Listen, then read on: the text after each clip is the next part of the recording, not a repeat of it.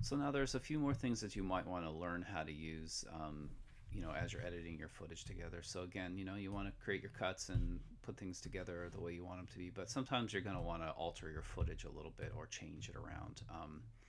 And so, for example, in this piece of footage I have here, I shot it against a green screen, but of course the green screen doesn't cover all of the image, right? And so, I mean, what I really want to do is zoom in such a way that I keep only the green on here and get rid of this background chunk that was in the studio that I shot it in. So, this might seem like something you could never figure out and be too hard to sort out, but you have to remember that you're basically selecting a piece of footage that you've brought in, you've cut it up or edited it, so the chopped off the beginning and the end. You're just looking at that one little section that's between the start and the stop points here. And so now I can tell the software to do whatever I want to that particular piece of footage. So again, like to do what I'm going to show you now is what you want to make sure you have open is the effects controls. And so sometimes things will get like buried and you can't find stuff, right? Like it's buried in there. And you're like, wait, where did that thing that I was supposed to use go? So remember to go to Window, and if you go to like Effects Controls, it'll bring that one up for you. So anytime you can't find a palette I'm talking about or one you remember using, just remember that it's under Window, and you can just click on it, and that'll pop it forward for you. So what I'm going to want to do is I have this selected, and now I'm trying to tell the computer I want to do something to that piece of footage, like the whole piece of footage, that whole string that I've got on my timeline there. So there's a bunch of different ones you can play with. Like opacity is like a real simple one that a lot of people like to play around with. So I can just crank the opacity on this back, and I'll kind of, since the background's black, it'll kind of go away, and I can make it fade over time, or I can do this one up here that's called motion, which will allow me to change a whole bunch of variables there. So we'll talk about keyframing in a little while in a different video, but what I want to do here is instead of having this be like 100% sort of scale, right? Like I want to try to change the scale on that. So you'll see all these little variables, and even underneath that, you'll often have these little twirl downs, I call them, these little arrows that you can click that will twirl down for you. And so you see the scale is here. So if I want, I can just click and drag on that, and I can zoom in on this piece of footage until that green kind of goes away, right? But you'll notice that I don't quite have it in the screen the right place, so I want to change my position, right? So I want to change my X and Y axis so that I'm getting rid of the excess stuff, and I'm kind of like zooming in, right? So so if I go to here, I'm going to clip all of that off. I can change the position a little bit more to make sure it's kind of centered. And then if I'm like, well, I really would like to see the feet, I can change the Y and the X position. So now these characters are just going to walk on and off screen, and basically, they're going to fit into the screen that way. So all these variables that I just used, like I scale it up to 150%, and I change the X and Y position on there.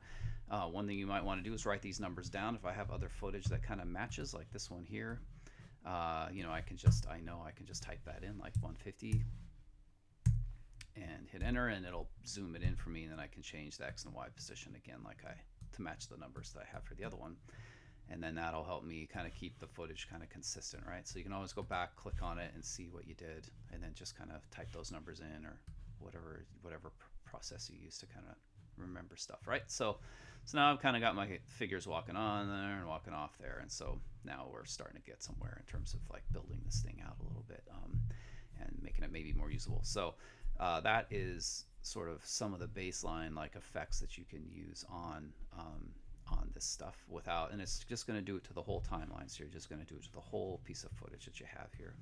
The other one you can do is if you select a piece of footage, again, make sure it's highlighted, and you go to over here to effects, you're going to see there's a billion effects that you can choose. So if I choose like blur and sharpen, let's say, I can click that twirl down. And Gaussian blur is a pretty classic one.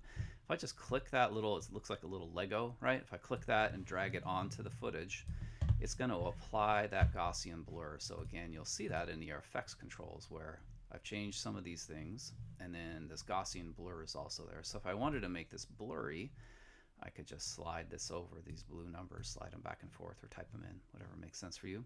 and it'll adjust them, right? So, if I don't like what I did, I can always click this little reset parameter button, or I can, maybe just, so if I wanted to add just a little tiny blur to this, I might do that. So now my footage is going to go from clear over here to blurry over here. So just, lots and lots of effects. There's a million things in there that you can play around with. But right now, all we're doing is just applying them to the whole piece of footage, this whole little chunk that's down here in the timeline.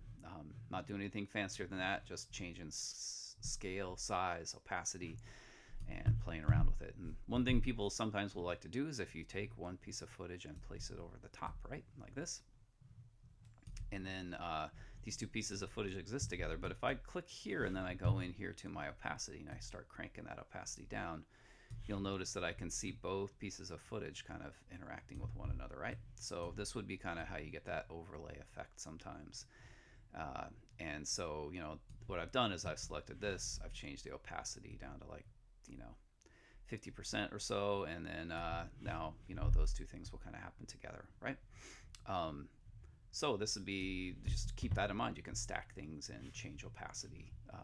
And again, if you change your mind on that, you can always click 100% and then just click this chunk and put it back over here. So that is basics of like how to alter things. And again, if you are like, oh, I don't like the blur, you see this little eyeball that's right next to it, that has the effect applied or not applied. So if I'm not sure, if you worked really hard to get the parameters set and then you like, I don't know if I really want it, instead of deleting that whole effect, you can just click the eyeball off of it and it'll stop applying it. And then, if you change your mind later, you can go back in and put it back on. And if you really don't like it, you just select the effect in this palette here and then just hit delete and it'll get rid of it altogether. And so then your that effect is gone. So and you'll see it sort of goes away. There's a little effects thing that shows up when you drop it in here onto the timeline, and that'll kind of go away too. So but you can stack multiple effects on top of themselves, so you can do that, and you can do a color correction one, like brightness, contrast. You can stack them on top of each other, and then all these variables will all start going into getting played around with. So so that's the basics of how to just apply effects to big chunks of footage all at once.